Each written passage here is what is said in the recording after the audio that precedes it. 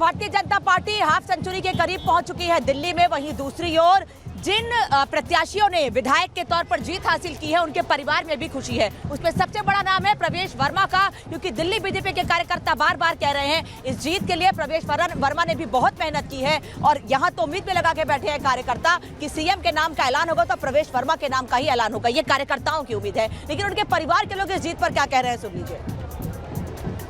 दिल्ली से भाजपा उम्मीदवार प्रवेश वर्मा ने जीत हासिल कर ली है। ये उनका परिवार है, उनकी धर्मपत्नी है, उनकी बेटी है और उनके बेटे हैं। कैसा अभी महसूस कर रही है? काफ़ी भावुक पल है ये। बहुत अच्छा लग रहा है, बहुत खुशी हो रही है कि प्रवेश जी ने वो कर दिखाया जिस पे पार्टी ने उनको विश्वास दिया था, जिसमें पार्टी ने उन पे ट्रस्ट किया तो वो फुलफिल किया उन्होंने। बहुत अच्छा लग रहा है। इतना टफ कंपटीशन देख रही थी क्योंकि अरविंद केजरीवाल पूर्व सीएम भी रहे हैं। कहा जा रहा था कि एक टफ कंपटीशन वो देंगे, लेकिन अब जब रिजल्ट आया सबको चौंका दिया रिजल्ट ने। नहीं, टफ कंपटीशन नहीं था। जब आप ग्राउंड पे जाके देखेंगे और लोगों से जब बात करेंगे ना तो क्लियर हो रहा था कि लोग परेशान हो चुके हैं। उन्हें बार बार झूठ बोला जा रहा था और वो विश्वास कर रहे थे। तो झूठ का भी अंत होता है और वो अंत हुआ। आपने देखा कितनी शानदार जीत हुई है प्रवेश जी की।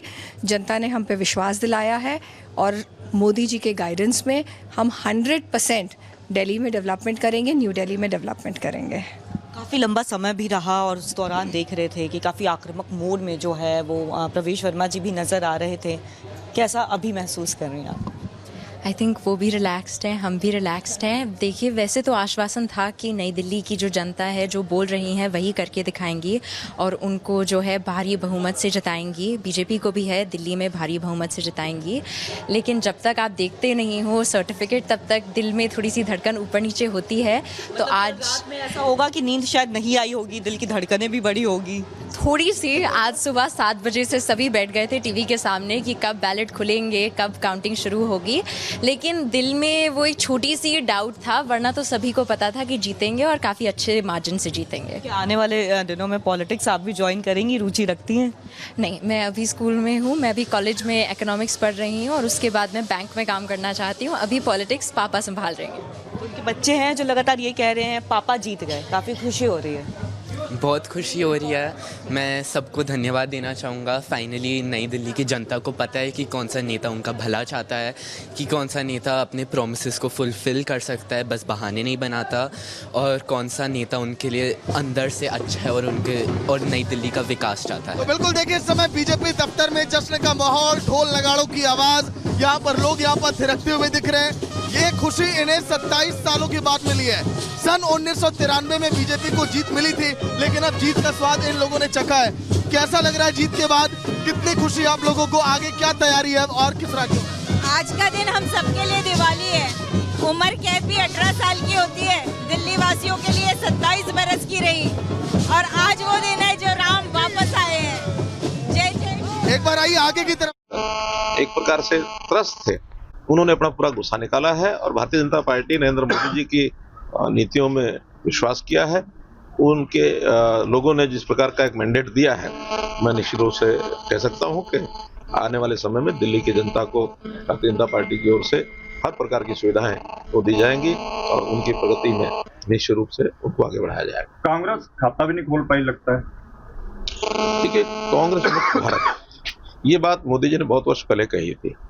हमको लगता है धीरे धीरे जिस प्रकार का उनका गठबंधन और ये सारी चीजें एक दूसरे के साथ पहले गठबंधन करते हैं, फिर लड़ते भिड़ते हैं, उनके ऊपर जनता का विश्वास नहीं है। एक एक करके सब प्रांत उन्होंने खो दिए हैं। बचे हुए 2-3 प्रांत हैं, उनके अंदर भी अगले चुनाव के अंदर उनका कहीं नामोनिशान बचेगा नहीं। केजरीवाल के जो भ्रष्टाचार थे उस पर मोहर लगी है सर? केजरीवाल के भ्रष्टाचार ही नहीं, केजरीवाल के काले कारनामे बहुत हैं, और जो झूठ बोलने का उनका एक आदत और स्वभाव कि जनता के सामने सबज बात खड़े करने, बाद में माफी मांग लेनी कि मैं माफी मांगता हूं, मैं ये काम नहीं कर पाया, मैं माफी मांगता हूं, मैं काम ये नहीं कर पाया। कोई काम कर पाया ऐसा नहीं, लेकिन जो नहीं कर पाए उनकी लिस्ट बहुत बड़ी लंबी बन जाती है। उनको लगता है शायद जनता मुझे माफ करेगी। जनता एक आध बार तो बहकाई जा सकती है, लेकिन बार बार काट की अंडिया चढ़ती नहीं है। अमर अब्दुल्ला कह रहे हैं कि ऐसे ही लड़ोगे तो ऐसा ही होगा। अमर अब्दुल्ला ने एक ट्वीट किया है, मैंने उसको पढ़ा है। ठीक है, तो थैंक यू। और आप आप आ गए हैं रिपब्लिक भारत के इलेक्शन स्टूडियो में। इलेक्शन स्टूडियो में नंबर्स क्या बता रहे हैं दिखाता हूं। सबसे पहले भारतीय जनता पार्टी के नंबर 47 पर भारतीय जनता पार्टी है दर्शकों। 47 सीट पर इस समय भारतीय जनता पार्टी आगे चल रही है, कई सारी सीटें जीत गई हैं। आम आदमी पार्टी की स्थिति क्या है? 23 पर है, खुद अरविंद केजरीवाल चुनाव हार गए, सौरभ भारद्वाज चुनाव हार गए, कई सारे ऐसे दिग्गज है चुनाव हार चुके हैं। लेकिन कांग्रेस पार्टी क्या कर रही है? ना 3 में ना 13 में, यानी कांग्रेस पार्टी 6% वोट शेयर के साथ शून्य पर बनी हुई है। और दिल्ली के आंकड़े आने के बाद बीजेपी की बल्ले बल्ले हो गई है, आम आदमी पार्टी का सूपड़ा साफ हो गया है। लेकिन देखना होगा जो 47 सीटें भारतीय जनता पार्टी जिस पर जीत रही है, अगर वो जीतती है तो फिर मुख्यमंत्री किसे बनाएगी? दिल्ली में विकास का नया बसंत आने वाला, भाजपा सरकार बन रही है।